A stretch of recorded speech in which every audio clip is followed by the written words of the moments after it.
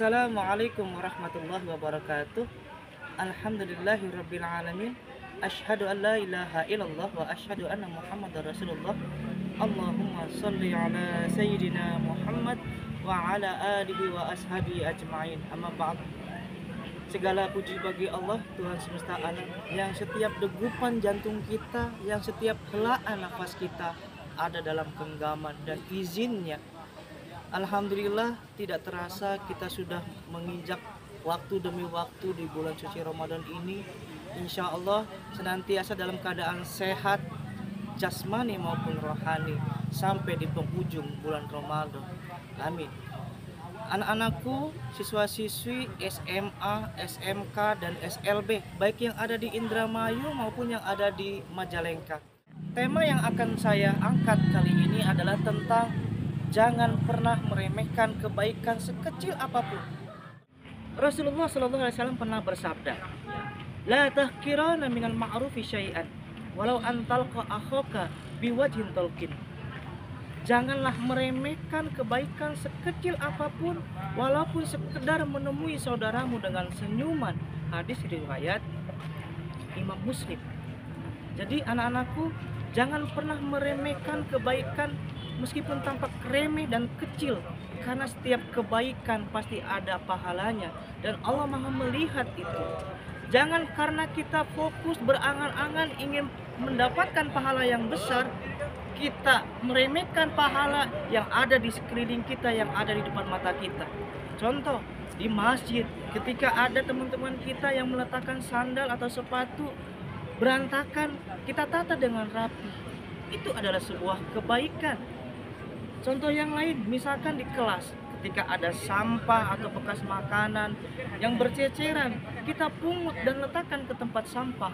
Itu adalah sebuah kebaikan. Jadi jangan sampai kita berangan-angan ingin melakukan kebaikan yang besar sehingga kita tidak melakukannya karena kita belum mampu. Sedangkan ada kebaikan yang kecil di depan mata kita lupakan, kita abaikan.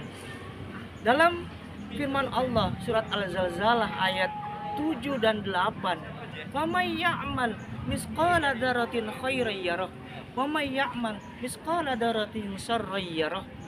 Barang siapa mengerjakan kebaikan sekecil zarah pun, maka ia akan melihat balasannya. Barang siapa ia melakukan keburukan atau kejelekan sekecil zarah pun, maka ia akan melihat balasannya. Quran surat Al-Zalzalah ayat 7 dan 8. Jadi anak-anakku, janganlah kalian meremehkan kebaikan sehingga kalian terhenti melakukan kebaikan itu karena kalian tidak mampu melakukan kebaikan yang besar. Contoh yang lain yang sedang kita galakkan di sekolah kita adalah tentang kegemaran bersedekah atau berinfak untuk masjid. Ketika kita merasa tidak mempunyai uang yang besar, maka kita tidak bersedekah. Padahal sedekah kita bisa mulai dengan yang sedikit dulu, 1.000, 2.000, ataupun 5.000. Karena kebaikan itu bukan masalah besar atau kecilnya, tetapi keikhlasannya yang ada di dalam hati kita.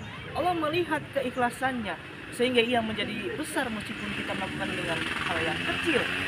Contoh yang lain yang biasa SMA Negeri 1 Trisi lakukan ketika kita mendengar ada sebuah musibah atau bencana, kita ingin memberikan sumbangsih atau materi tapi kita tidak mampu. Misalkan kita ingin memberikan sumbangan 1 juta atau 2 juta untuk korban bencana alam, tetapi kita tidak mampu.